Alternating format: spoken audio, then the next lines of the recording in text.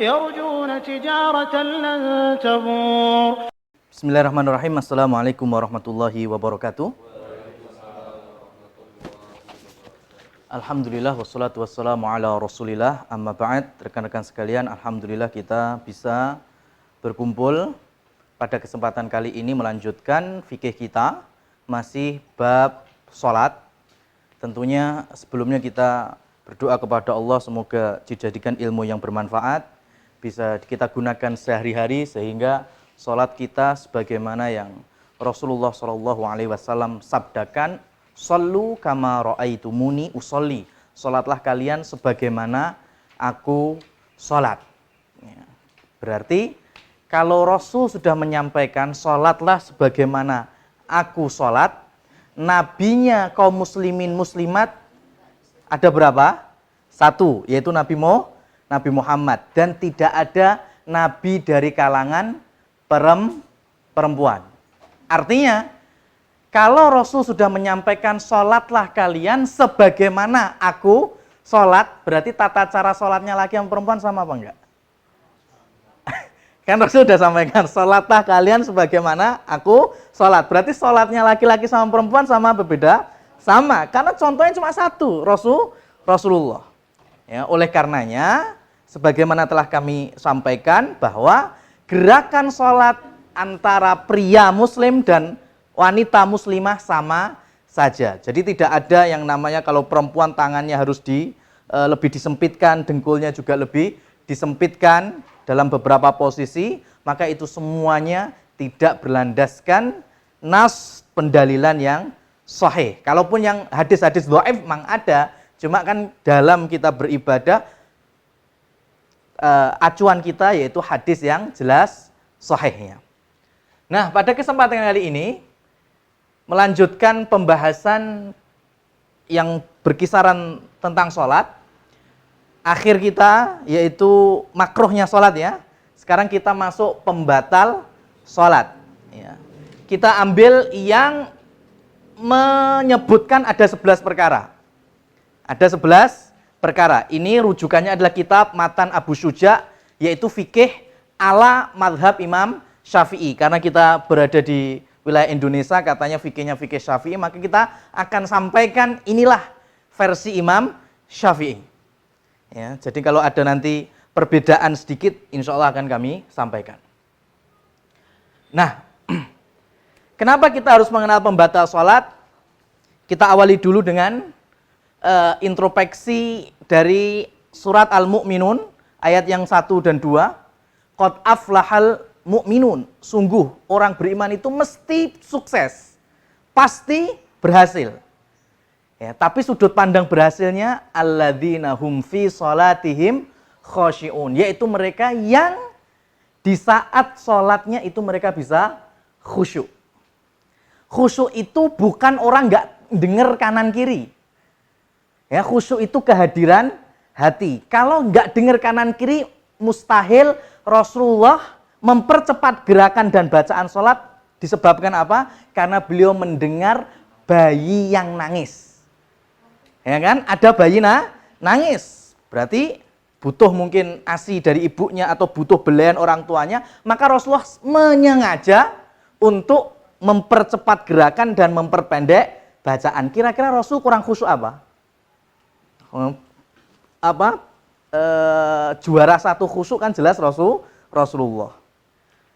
Imam Bukhari di salah satu kebun kurma, beliau ngimami sholat wajib, kemudian sholat sunnah beliau sholat sendirian, kemudian murid-muridnya tahu di sekitar Imam Bukhari ada akrab, kalajengking, dalam riwayat yang lain lebah. Dan lebah itu akhirnya menyengat Imam Bukhari. Dan setelah salam, Imam Bukhari ditanya oleh para muridnya, "Ya Imam, tadi tahu nggak kalau sekitarnya ada lebah atau ada kalajengking?" Kata Imam Bukhari, "Aku tahu." Tapi kemudian muridnya minta izin untuk melihat ya organ tubuh Imam Bukhari yang kesengat, dan muridnya menghitung ada 17 entupan akrab atau lebah juga. 17 entupan. Imam Bukhari tahu Tapi kenapa kok tidak menggugurkan sholatnya? Kata Imam Bukhari, saya tahu tapi saya tidak merasa dientup. Karena saking khusyuknya membaca bacaan sholat. Beda loh ya, tahu ada sekitar situ, namanya kebonan, ada kalajengking ada, lebah juga ada. Tapi diintupnya tuh nggak kroso. Ya.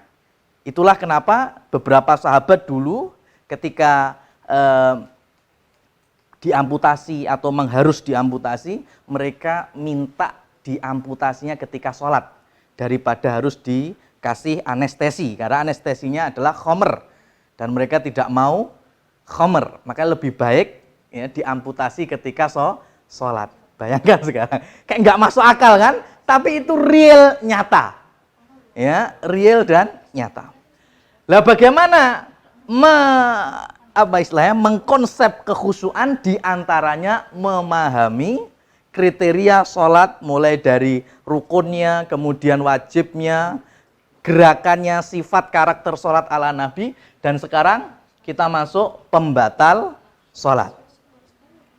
Yang pertama di matan Abu Suja disebutkan al-kalamul amdi.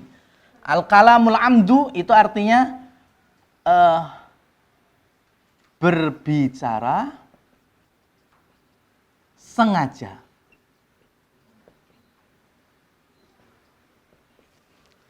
Berbicara sengaja. Ini mau nggak mau tetap saya kasih pendekatan secara bahasa Arabnya ya.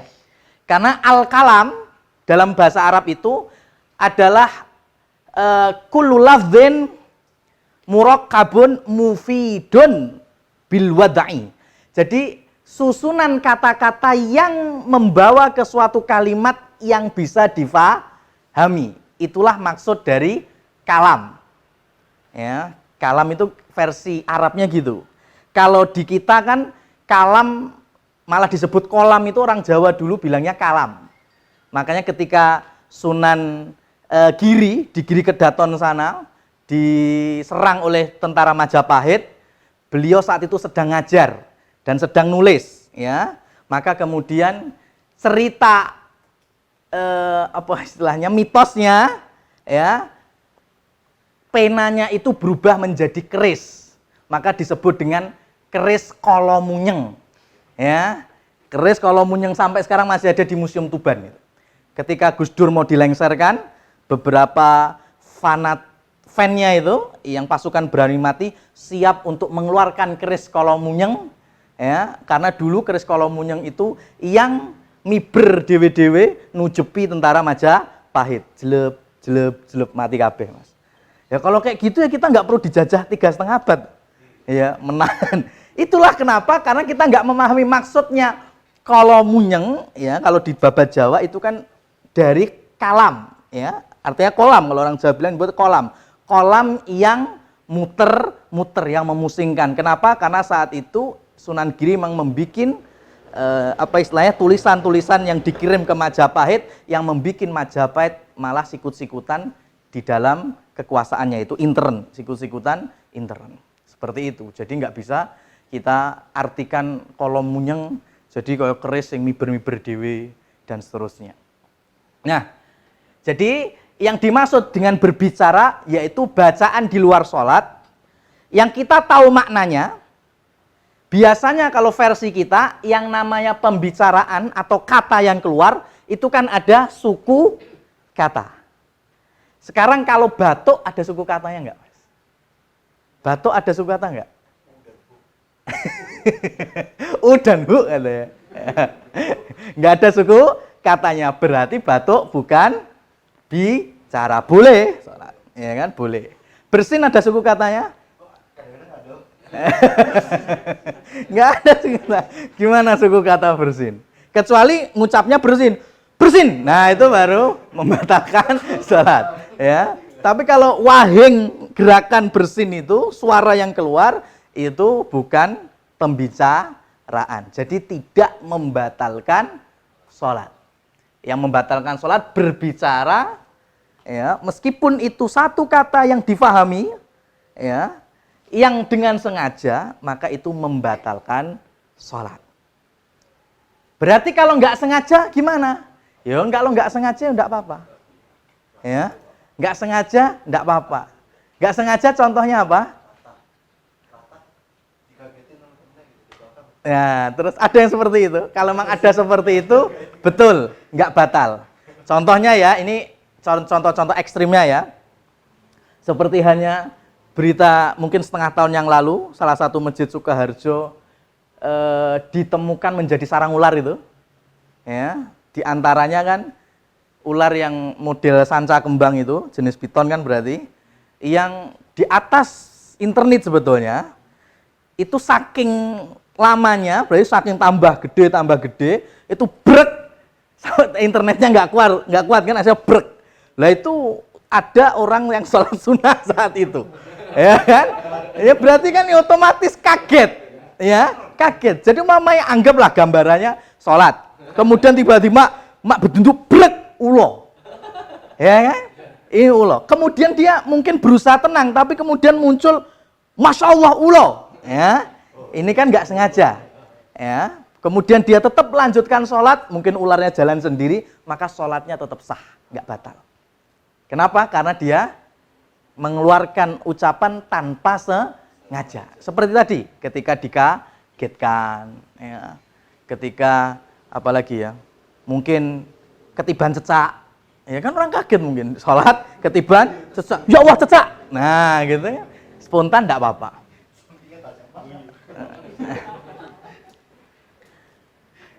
Gimana Mas Dur? Sampingnya?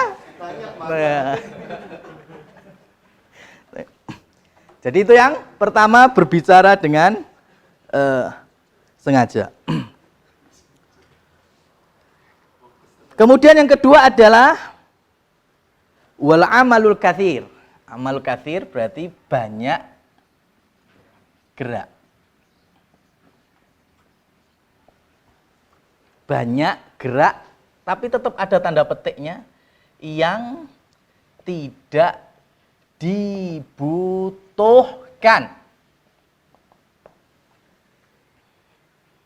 Banyak gerak yang tidak dibutuhkan. Itu bisa membatalkan.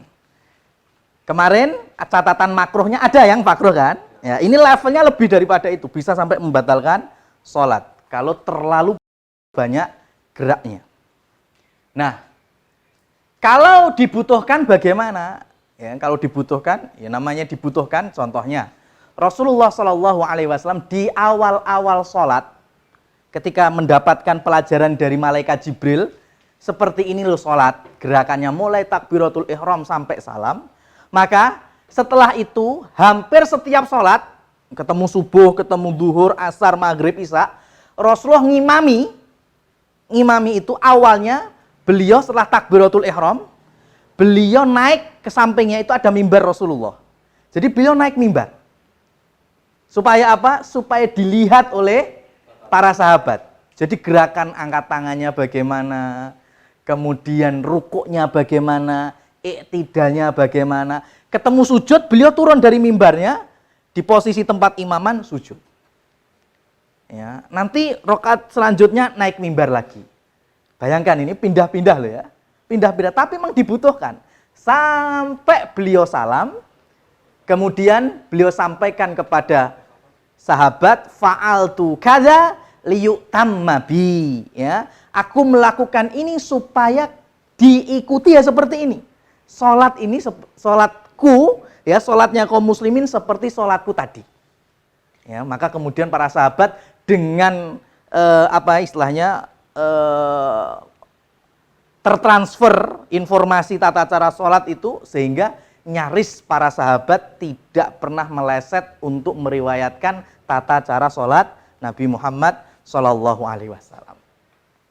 Contoh yang berikutnya, Rasulullah Shallallahu Alaihi Wasallam pernah habis rukuk iktidal, kemudian mau sujud beliau pindah. Ya, mau sujud beliau pindah. Kenapa? Karena di sini ada Umamah. Umamah itu cucu perempuannya Rasulullah. Putri dari Zainab binti Rasul. Ya. Jadi, ketika ada Umamah, Rasul sengaja untuk bergerak kemudian sujud di sampingnya, baru ketika mau berdiri lagi Umamah digendong. Bayangkan habis sujud, duduk ya, mau berdiri ambil cucunya kemudian digendong. Ini gerakan sholat bukan? Bukan. Banyak geraknya di sini. Ya, tapi karena dibutuhkan maka nggak masalah. Ya, nggak masalah. Beda kiranya ketika Rasulullah Shallallahu Alaihi Wasallam menegur beberapa sahabat. Jadi setiap mau sujud, Rasulullah melihat ada sahabat yang sholat sunnah. Setiap mau sujud, mesti gini-giniin. Ya, gini-giniin tempat sujud. Ya, karena dulu lantai masjidnya hanya pasir. Ya, setiap sujud mesti gini-gini. Mau sujud lagi, gini-gini lagi. Ya, sampai salam. Kemudian Rasulullah menegur, fa'in kunta fa'ilan falwahidah. Kalau engkau pengen melakukannya, ngersi tempat sujud, maka hanya sekali saja. Ya, hanya sekali saja. Artinya sujud yang pertama ginikan, kemudian sujud kedua, sujud yang ketiga sampai sujud terakhir nggak usah diginikin lagi. Artinya di antara kita mungkin ada yang sensitif debu. Ya, ada kan orang yang mungkin sensitif debu. Maka kalau pengen sholat di tempat yang mungkin nggak ada sajadahnya atau karpet, maka lebih baik disapu dulu, enggak apa-apa. Sebelum sholat, nyapu, sehingga ketika sholat, sujudnya nggak usah. Nah, gitu. Kenapa? Karena yang namanya berdebu nggak bakal kita bisa, apa istilahnya, terbebaskan 100% dengan debu. Sekarang kita gini kan, kemudian kita naik lagi rakaat 2, sujud lagi masih ada debu nggak? Tetap masih ada. Ya. Maka gerakan yang seperti itu ditegur oleh Rasulullah. Kenapa? Karena itu gerakan yang tidak fungsional, artinya tidak membawa manfaat. Sekali manfaat, seterusnya itu bisa membatalkan sholat. Kemudian yang berikutnya, yang ketiga yaitu berhadas.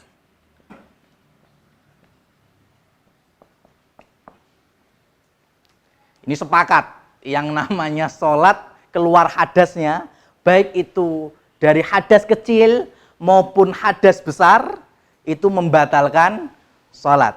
Ya, artinya pas sholat tiba-tiba kencing. Ya, ini bukan orang yang VVIP loh ya, ini orang yang normal. Ya, orang kalau VVIP beda, mungkin ada pampesnya, sholat mungkin tetap keluar terus. Yang namanya orang udah klepe dol, ya kita kan nggak bisa menghukumi sebagaimana orang normal. Ya, sholat tiba-tiba ngompol. Bahkan uniknya, para ulama fikih itu sampai menyebutkan di tengah-tengah sholat junub. Pikiran mas, piye gitu loh. Sholat junub itu kan kayak mustahil. Ya coba tengah sholat iso junub, ki pikirannya kemana coba? Ya kan? Kan seakan-akan itu mustahil, tapi itu ditulis oleh para ulama. Kalau di tengah-tengah sholat junub, maka batal sholatnya. Sholat iso junub yo. Masya Allah, itu berhadas. Semua sepakat. Ya, sepakat bahwa hadas kecil, hadas besar itu membatalkan sholat. Yang keempat, iktisyaful aurah, terbukanya aurat.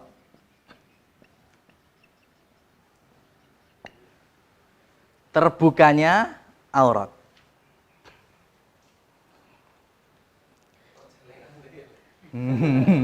Lah itu kasih contoh sudah. Ya. Terbukanya aurat ini kita bagi menjadi 3. Yang pertama, tahu dan mau.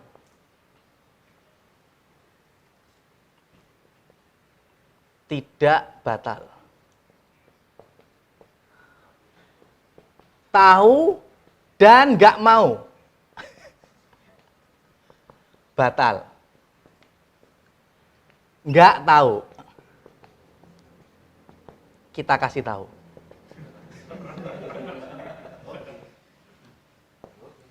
Ya. Ini namanya iktisyaful aurah, terbukanya aurat. Kita preteli menjadi 3. Ada kondisi tahu, jadi oknumnya orang yang sholat itu tahu terbukanya aurat. dan dia mau apa? Mau menutup dengan segera. Contohnya tadi Mas Tony bilang celengannya kebuka. Ya kan? Ketika sujud ya kemudian mulai nyilak, dia tahu. Maka kemudian dengan segera dia mau narik gini. Ya, pakai tangannya umpamanya.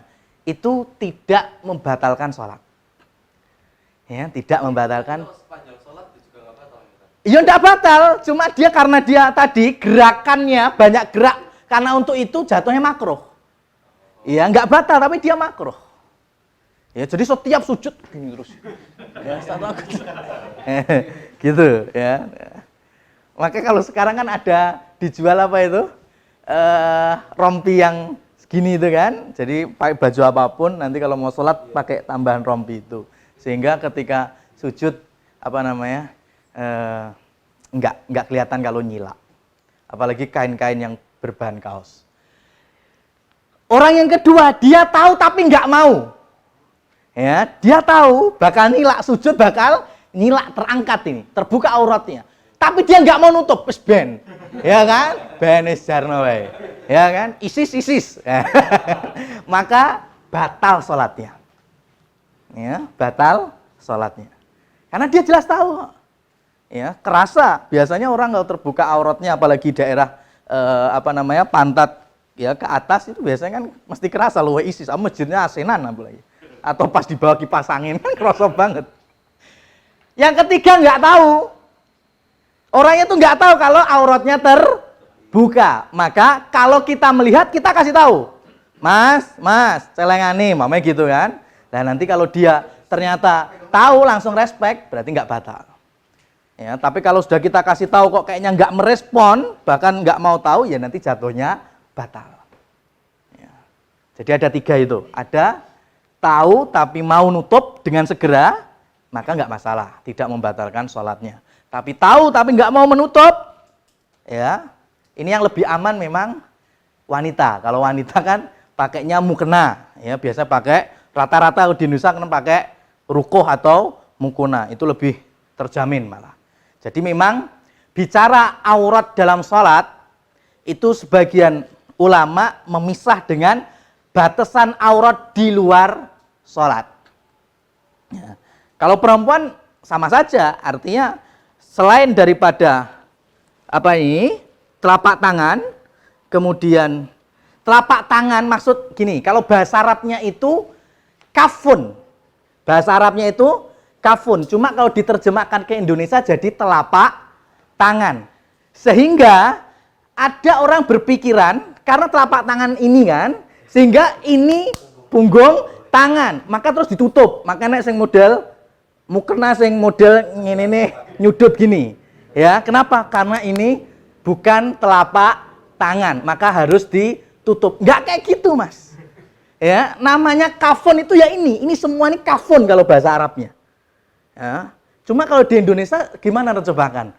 Telapak dan punggung tangan. Nah, dah gitu. Selamat kalau gitu. Telapak dan punggung tangan. Sudah. Jadi nggak perlu sininya harus ditutup nggak. Karena itu bukan aurat perempuan dan juga wajah. Adapun laki-laki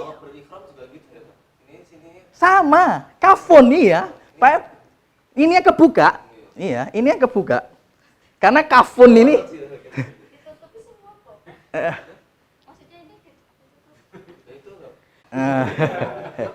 enggak maksudnya kalau maksudnya gini, kalau pengen ditutup ya enggak salah, boleh-boleh saja, cuma tidak meyakini kalau itu aurat. Karena kita lagi bicara ilmunya ya, aurat bukan. Terus kalau laki-laki ya, jumhur ulama menyebutkan adalah dari udel, pusar ya sampai dengkul. Ini aurat laki-laki. Tapi kalau sholat beda, Mas.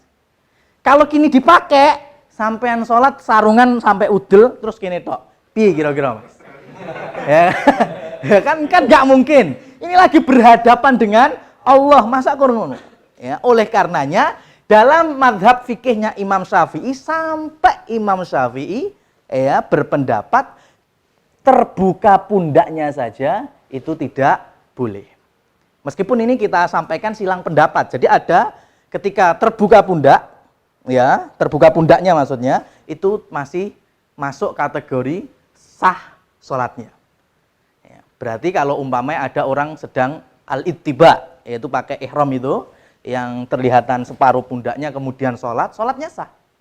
Ya, sholatnya sah. Sebagian pendapat demikian. Artinya kalau kita sholat pakai sarung, pakai celana, kemudian atasnya singlet, ya kan, singlet. Kalau dengan pemahaman mazhab yang tadi kami sebutkan sah sholatnya. Tapi saiki umum pora mas, sampean sholat di hadapan Allah kayak gitu, kecuali di penjara, ya, nggak punya baju maksudnya, ya, diisolasi, penjara khusus, ya, nggak boleh pakai baju, bisanya kayak gitu ya, itu namanya fattakullah mastata'tum, bertakwalah semampu kalian. Ya, ini yang membedakan dan kita memakai pendapat sebagaimana pendapat besar dari mazhab Syafi'i, terlihat pundaknya termasuk terbuka aurat, maka lebih baik tertutup. Ya. Yang nggak tahu kita beritahu kalau sama-sama sholatnya gimana tuh? Iya. Kalau sama-sama sholat.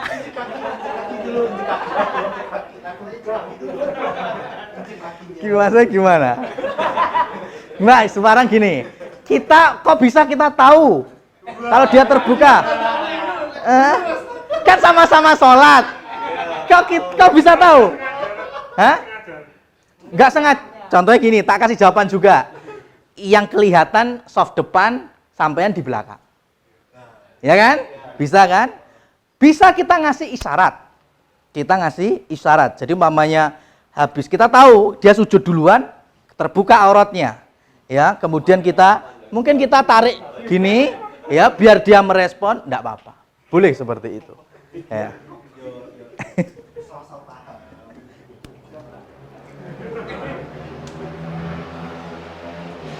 Kemudian yang kelima,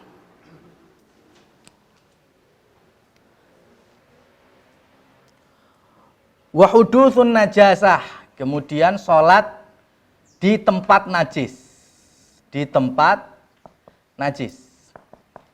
Yang mana najisnya belum dibersihkan. Ya ini kebangetan lah, ini mosok sholat di tempat najis. Najis ini najis baik itu najis zahir maupun najis batin. Artinya najis batin itu yang terkait dengan keimanan, kesyirikan. Sholat di gereja, masih dalam bentuk gereja, nggak boleh.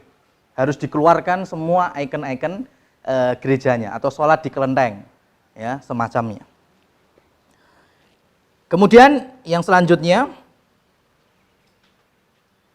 istidbaru qiblah, yaitu membelakangi kiblat. Ya. Ini sholat versi bocah kecil, ya. Biasanya anak kecil kan gitu. Kita sholat hadap kiblat, ujuk-ujuk malah naik bocah cilik madep ini. Wah, ya kan, Mbak Godo. Nah itu anak kecil ya, belum balik, ya gimana lagi. Tapi kalau itu anak usia 30 ya biangetan, ya. Membelakangi kiblat itu jelas membatalkan sholat. Tapi sekarang kalau serong, ya, serong itu berarti kan tidak membelakangi. Umpamanya kiblat kita arah barat, kemudian sholatnya gini, agak sholat. Ya, ini kalau berkeyakinan kiblatnya sana. Kalau gini,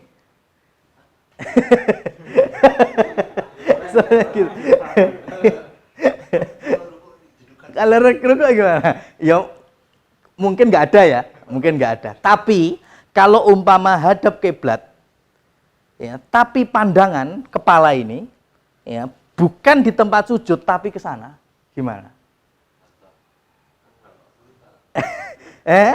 Nggak boleh, ya. Kalau tidak ada keperluan membatalkan. Tapi kalau dibutuhkan boleh. Contohnya ketika Rasulullah SAW di antaranya di salah satu pertempuran di medan jihad, Rasulullah SAW memberikan tugas intelijen untuk berada di balik gunung. Ya, di balik gunung. Nah, Rasul pengen cepet-cepet mendengar kabar, karena Rasulullah ketika merintahkan, kalau kamu segera datang, menunjukkan musuh akan segera datang juga. Maka waktu itu waktu sholat, dan Rasulullah menjadi imam sholat. Dan gunung itu ada di sebelah kanannya Rasul.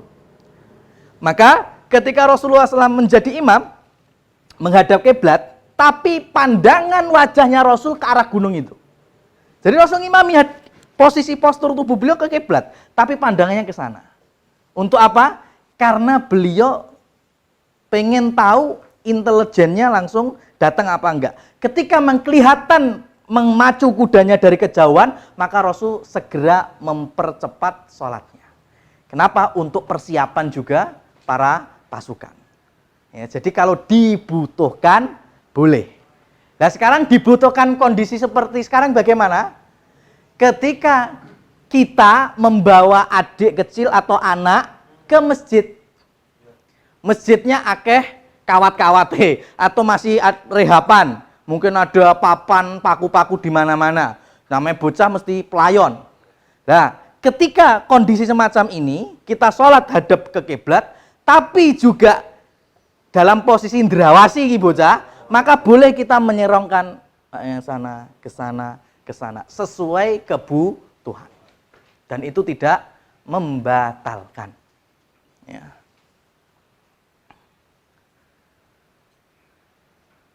Kemudian yang ketujuh yaitu murtad. Nah, makanya kan kadang ulama itu kita sampai enggak out of the box-nya, Masya Allah. Ya, bayangkan di tengah sholat murtad itu ya Mas. Ya, di tengah sholat murtad. Setannya ampuh sekali ya. Tapi dibahas oleh ulama sehingga murtad di tengah sholat membatalkan sholat. Enggak kebayangkan Mas? Bayangkan, ternyata sholat bisa murtad. Kita lanjut lagi. Yang ke-8. Kita hitung dulu.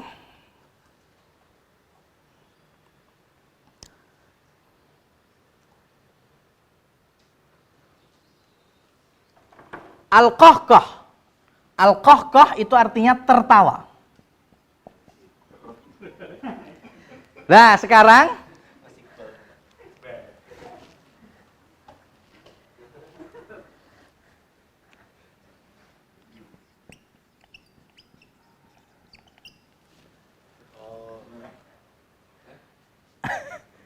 ada tertawa, ada senyum.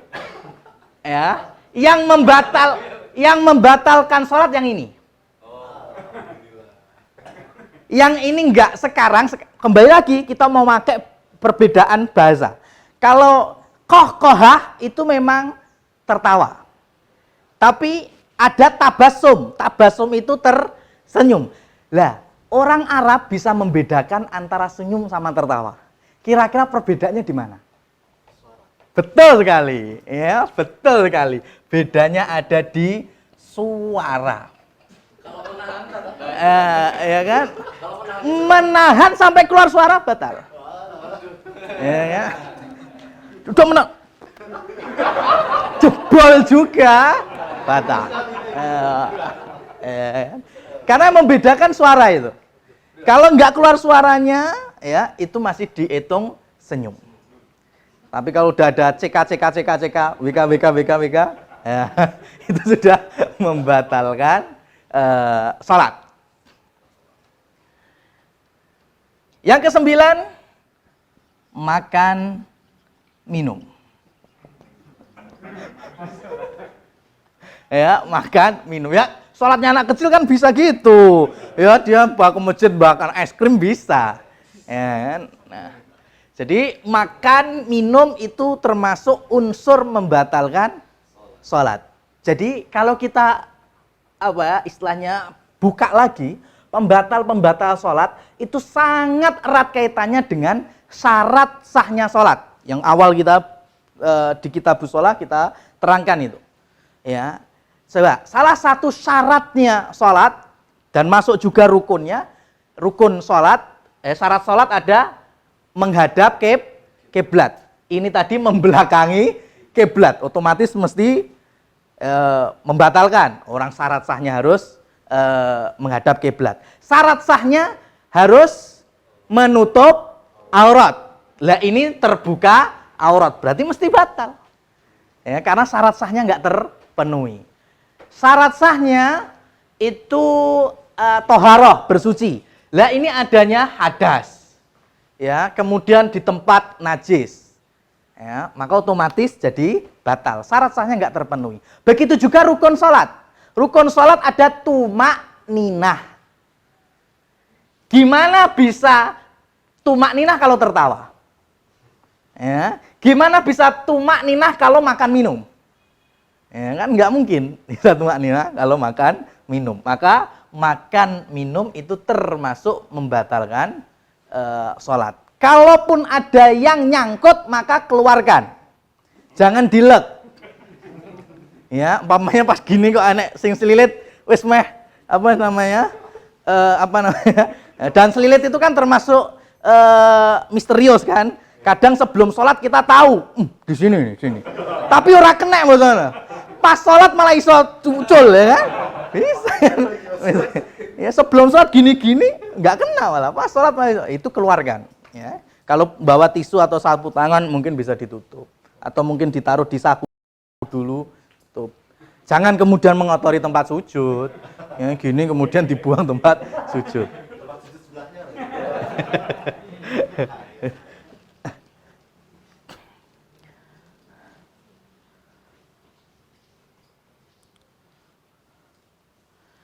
Kita urutkan dulu.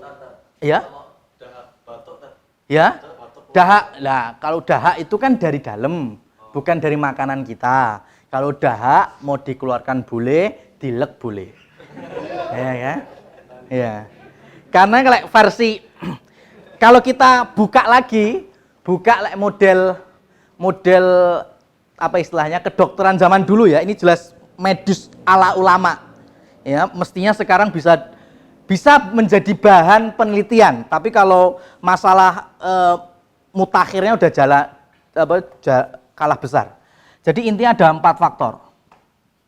Ada istilahnya damawi, kemudian ada saudawi, kemudian ada sofrawi, yang keempat saya lupa.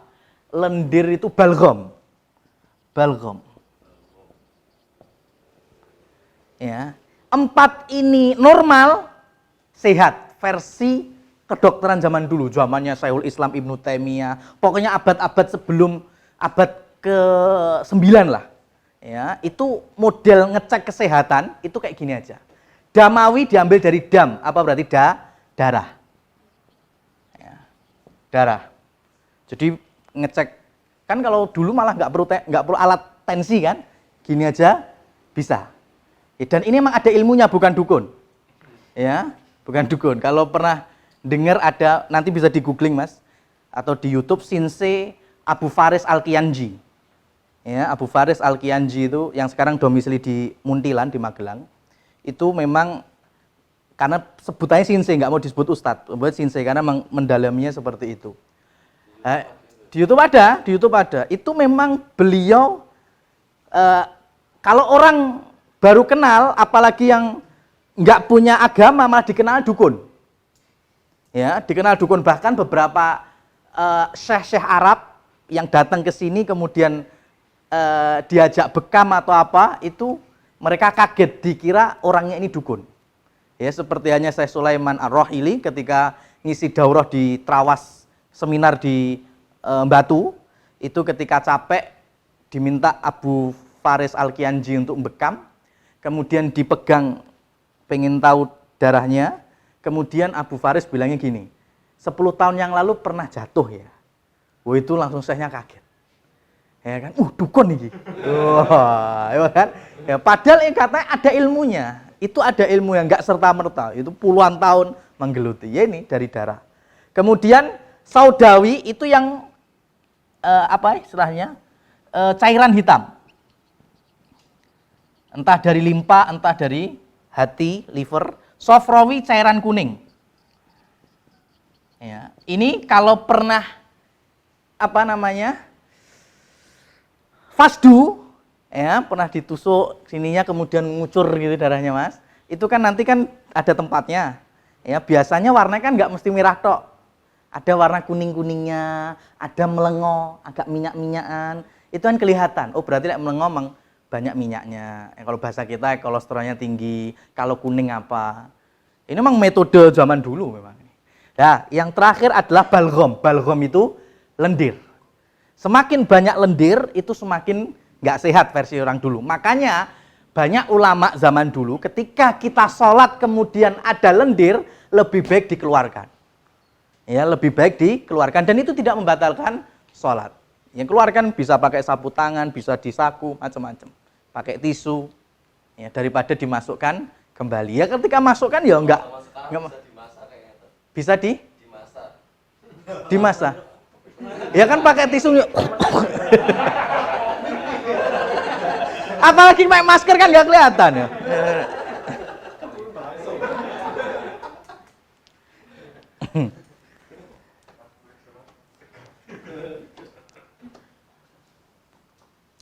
Kita kembali lagi, kita urutkan. Yang pertama al-kalamul amdu, berbicara secara sengaja. Wal amalul katsir, banyak gerak. Kemudian wal hadatsu wa hudutsun najasah, kemudian berhadas, kemudian najis, istiqsaful aurat, terbukanya aurat, istidbaru kiblat, membelakangi kiblat, wariddah, murtad, kemudian al-qahqah, tertawa, kemudian wal aklu wasyurbu. Jadi di sini dipisah antara makan sama minum. Yang terakhir yaitu taghyirun niyah, bergantinya niat. Atau pindah niat. Niatnya pindah. Maksudnya gimana? Gini. Kita ini kalau sholat kita sholat diniatkan 3, Mas. Ya, harus kita meniatkan 3. Ya. Yang pertama adalah niat bahwa kita sedang melaksanakan perintah Allah. Itu menunjukkan tauhid kita. Berarti memang kita niatkan sholat kita untuk Allah. Kemudian sholat diniatkan ya untuk sholat. Sholatnya itu. Ya, niat untuk sholat. Betul-betul ibadah sholat. Kan ada orang niat kepada Allah ibadah. Tapi sholat atas nama orang lain. Kan nggak mungkin. Ya, kecuali sholat jenazah. Ya, nyolati. Di ilmu pelet, salah satu ilmu pelet kan gitu. Nyolati yang di pelet. Ya. Itu nggak masuk yang kedua ini. Yang ketiga, kita niatkan jenis sholat kita. Kan nggak mungkin kita, ini kalau bukan karena safar, bukan karena ada sesuatu ya, normalnya, waktu duhur masa pengen sholat asar, Mas? Ya kan? Kan nggak seperti itu niatnya. Maka jenis sholat kita itu juga masuk kelengkapan dari 3 yang harus kita niatkan. Dalam satu ibadah yaitu sholat. Harus kepada Allah satu-satunya. Kemudian kita niat memang untuk sholat, untuk kita dengan Allah menghambakan diri, dan jenis dari sholat kita itu sendiri. Nah, kemudian tak preteli lagi. Mana ini? Ini aja. Sholat itu ada 2. Ada muayyan, ada mutlak. Apa itu muayyan? Muayyan itu yang tertentu, ditentukan. Contohnya apa? Yang punya nama. Berarti sudah ditentukan. Contohnya sholat apa aja? Muayyan sholat apa aja contohnya? Sholat wajib 5 waktu. Kan ada namanya. Duhur, asar, maghrib, isya, subuh. Kemudian sholat apa lagi? Yang ada namanya, Mas? Duha. Apa lagi? Witir. Apa lagi? Salat istikharah. Ya. Kemudian tahajud, qiyamul lail. Ya. Kemudian salat tarawih masuk qiyamul lail ya. Yang ada namanya itu semuanya disebut dengan muayyan karena ditentukan. Maka jangan menambah-nambah yang nggak ada namanya. Ngerusak tatanan. Contohnya salat tasbih, salat hajat. Ya, kalau pengen dikabulkan salatlah 2 rakaat, sebutannya salat hajat. Nggak dikenal Mas salat hajat. Maka nggak usah kasih nama, bingungi nanti makanya. Ya, karena yang udah ditentukan itu sudah ada. Salat wajib ada, tambah lagi salat rawatib. Ya kan? Qobliyah sama ba'diyah. Kan ada disebutkan. Ya, ini namanya salat muayyan. Ada salat mutlak. Salat mutlak itu yang penting salat sunnah 2 rakaat. Ya pokoknya gini, bingung Mas. Aku mau apa ya? Bosen. Salat baik. Nah, gitu loh Mas. Masya Allah. Itu namanya salat mutlak. Salat mutlak. Bosen salat, bagus. Ya. Maka sekarang, bayangkan sekarang. Kalau sekelas Imam Ahmad, itu sehari bisa 3.000 rakaat. Coba dihitung dari yang muayyan. Nggak bakal bisa segini Mas. 24 jam sholatnya 3.000 rakaat. Sekarang sholat wajib 17. Tambah rawatib aja. Qobliyah subuh 2 umpamanya. Berarti 19. Zuhur anggap qobliyahnya 4, ba'diyah 4, 8 umpamanya. Berarti apa? 27. Asar qobliyah 2 umpamanya. 29. Kemudian maghrib qobliyah 2, ba'diyah 2 umpamanya. 33. Isya qobliyah 2, ba'diyah 2, 4 berarti. 37. Kemudian sholat qiyamul lail anggap 21 rakaat aja ada. Berapa? Ya udah anggap 70 ya, 70. Duha umpamanya 11 rakaat. Ya, coba ini saja sudah belum ketemu 100, Mas. Ya, berarti mungkin habis wudhu beliau sholat. Ya, batal lagi, wudhu lagi, sholat lagi. Kemudian masuk masjid sholat. Ya, apa aja sholat. Dapat duit sholat. Masya Allah.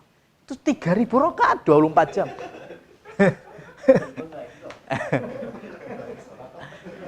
Maka dari sini ya, sholat mutlak itu sebetulnya bisa lebih banyak. Cuma kita tidak dibebani untuk memberikan nama.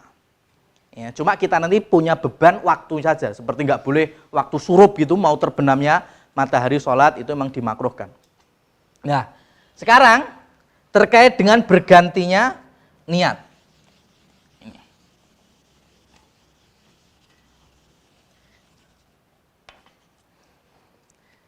Ini kaidahnya, niat muayyan pindah ke muayyan maka batal, nggak boleh. Ya. Muayyan ke muayyan, contohnya tadi, umpamanya saya sholat waktu duhur jam setengah 2, kan masih waktu sholat duhur ya. Di pertengahan sholat dia ilang, loh aku mau jam 12 kan wis sholat duhur, wah sholat asar lagi berarti. Niatnya pindah jadi sholat asar. Lihat, muayyan ke muayyan batal, malah nggak boleh ya. Contohnya seperti itu. Atau sekarang gini, contohnya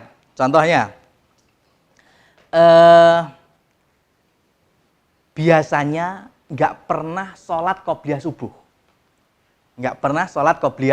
subuh, mesti sholat subuhannya. Tapi ini pinter karena udah ngaji.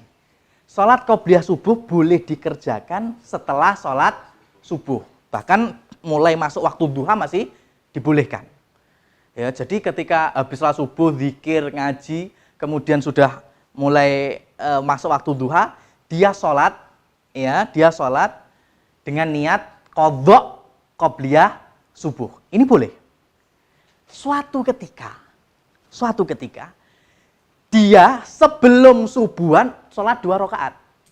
Berarti sholat qobliyah subuh. Karena sudah kebiasaan nggak pernah, ya, kemudian habis subuhan ngaji, wiridan, kemudian udah masuk waktu awal duha dia sholat biasa qobliyah subuh qadha. Nah, di rakaat kedua dia eling. Waduh, ya kan? Aku mau wes sih 2 rakaat sebelum subuh. Wes pindah niat wae duha. Ya, pindah wae duha batal muayyan. Tadi kan salat rawatib muayyan, duha muayyan batal. Enggak boleh. Ya, orang ngerti ora apa-apa, orang ngerti itu paling penak, Mas.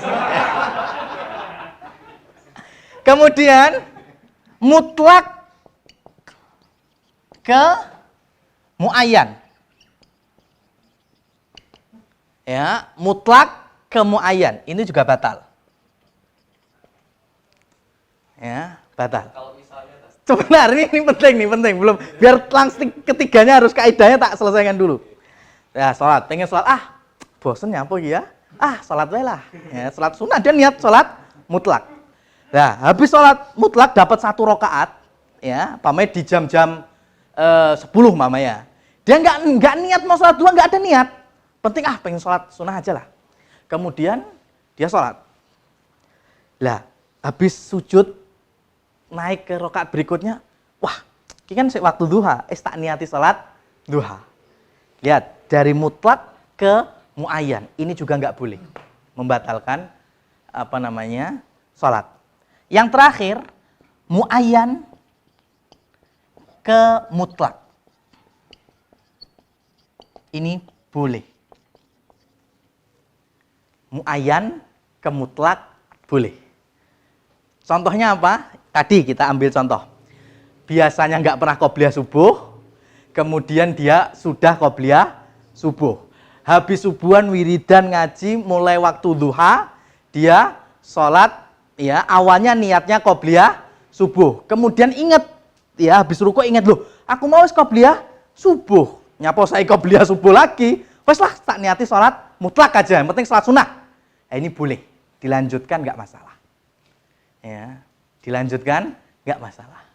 Nah, konsep seperti ini bisa kita tarik untuk siam, untuk puasa sama. Karena sholat sama-sama ibadah kepada Allah. Contohnya, puasa juga ada yang muayyan, yang punya nama. Puasa apa? Ramadan. Mengganti Ramadan. Puasa yang dikhususkan ada hari-harinya. Puasa Arafah, puasa Muharram. Itu kan ada namanya. Nah, puasa yang ada namanya, ya, kalau tidak gini bahasanya, puasa wajib dan puasa yang muayyan yang sudah ditentukan namanya, itu niatnya harus sebelum subuh. Harus sebelum subuh. Paham nggak? Jadi udah ada rencana, Mas, besok tanggal 9 Dzulhijjah, besok aku poso Muharram, kemudian kita puasa. Ya. Kemudian besok waktu Asyura, saya mau puasa Asyura, apalagi Ramadan, jelas itu. Lah, ada mungkin situasi gini. Bangun tidur, belum makan, belum minum, belum kemasukan apa-apa. Sampai ketemu konco-konco. Ya, sampai ketemu konco-konco. Kemudian deleng konco-koncone kok ora enek sing ngombe lho kowe mah. Lho, iki yo hari Arafah, aku poso. Lho, aku ora dhewe. Ya kan? Aku ora dhewe. Wah, wis tak niati aku melu poso Arafah. Ini nggak bisa. Ya, jam 8 ketemu kawan-kawan, jam 9 gini nggak bisa. Tapi kalau dia niatkan puasa mutlak, ya puasa sunnah, yang penting puasa sunnah aja, nggak ada namanya. Wis yang penting, yes aku pengen poso ya, ngono. Ya, maka dihitung pahala puasa sunnah mutlak. Ya, nggak apa-apa, meskipun belum niat. Catatannya apa? Bangun tidur, belum sempat makan, belum sempat minum. Dan itu yang diajarkan oleh Rasulullah. Rasulullah ketika waktunya sarapan, kemudian ke istri-istrinya ada sarapan apa, ternyata nggak ada makanan. Kemudian Rasulullah, ya sudah, fa inni shaimun, maka hari ini aku puasa. Itu puasa namanya puasa mutlak. Ya nggak ada yang dimakan, nggak ada yang minum, ora poso terus nyapo. Ya kan? Ya mending puasa, dapat pahala sunnah ibadah puasanya. Itu Mas Tony apa tadi? Kalau misalnya Ya. niat sholat witir 3 rakaat. Niat sholat witir 3 rakaat. Nah, sampai sujud yang rakaat pertama, sujud kedua rakaat pertama. Wah, kita keselisa. Nah, itu boleh. Nah, itu bukan pindah niat sholat, itu merubah rakaat. Itu masih boleh. Itu kan sama-sama witir kan, cuma awalnya pengennya 3 rakaat, hasil akhir 1 rakaat. Cuma bolehnya boleh, artinya tidak batal. Cuma niat yang tadi harusnya pahalanya sempurna 3 rakaat, cuma dapat kesempurnaan 1 rakaat itu aja. Ya. Sama tadi puasa, wis jam 10, ya wis jam 10 tapi belum makan belum minum, kemudian baru niat, wis aku tak poso wae lah. Ya, aku tak poso wae. Dia dapat pahala, cuma pahala puasa sunnah dari jam 10 itu tadi. Nggak bisa disamakan dengan orang yang mulai puasanya semenjak subuh. Ya, karena dia niatnya baru jam 10. Nah, itu yang terkait dengan 11 dari pembatal sholat. Ya, versi dari fikihnya Imam Syafi'i. Demikian, semoga bermanfaat. Ada yang bertanya? Silahkan. Ya, monggo Mas Iqbal. Sholat tadi. Ya. Masalah sholat sunnah. Kalau Ya. misalnya, biasanya kalau sholat sunnah kita nyari yang depannya ada orang lagi zikir atau lagi apa. Ya. Dilewatin. Ya. Sutroh namanya. Di tengah sholat, orang depan kita berdiri. Ya. Oke. Ya. Depannya kita masih ada lagi. Ya. Kita maju, Ya. jalan itu. Ini sholat sunnah apa sholat wajib? Sunnah. Ya. Kita mulai dari sholat wajib dulu. Yang namanya sholat wajib biasanya kita jamaah. Iya apa enggak? Sholat wajib kan jamaah kalau laki-laki. Pertama jelas pemimpinnya adalah imam. Berikutnya adalah shaf pertama, shaf kedua, dan selanjutnya. Terkadang kita masbuk. Ketika kita masbuk, ya, yang lain udah salam, kita masih ngadeg lagi. Dan bisa jadi depan kita sudah nggak ada. Ya, depan kita sudah nggak ada. Mungkin rekan-rekan bisa ngelihat ada orang yang maju sampai golek tembok, cedek tembok, atau cari yang tiang masjid. Ya, itu untuk berusaha biar dia sholatnya tidak dilewati oleh anak-anak atau orang-orang yang lain. Ini nggak salah. Tetapi ulama seperti hanya Syekh Ibnu Utsaimin menjelaskan sebetulnya tidak perlu untuk berpindah. Kalau itu kita posisi masbuk sholat wajib. Karena dari awal kita sudah memposisikan sutroh kita, batas depan sholat kita adalah shaf barisan depan kita. Ketika barisan itu udah hilang, aslinya kita masih tetap punya sutroh. Jadi nggak perlu untuk harus jalan sana. Ya, meskipun orang yang jalan mencari pembatas juga nggak salah. Nah, berbeda ketika kita sholat sunnah. Ya, kalau sholat sunnah berarti kan kita masuk masjid, masuk musola atau dimanapun kita berusaha cari pembatas. Ya, mungkin ada kursi, ada meja, ada salah satunya orang yang lagi zikir atau ngaji. Kita sholat di belakangnya. Ya, biar nggak ada orang yang lewat antara kita yang sholat dan orang yang berzikir.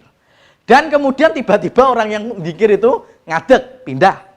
Maka kalau kita sholatnya sholat sunnah, artinya kita nggak makmuman, maka kita memang dianjurkan untuk mencari batasan lain. Ya, jadi boleh nyari lagi. Ya. Dan dengan fokusnya lah, maksudnya jangan kemudian nyari itu terus aku pengennya kono mesti gini, ora penak kono we, enggak seperti itu. Ya, kalau udah dapat ya sudah. Ada lagi? Sudah? Enggak ada? Kalau enggak ada kita cukupkan. Subhanakallahumma wa bihamdika asyhadu an la ilaha illa anta astaghfiruka wa atubu ilaik. Wabillahi taufiq wal hidayah.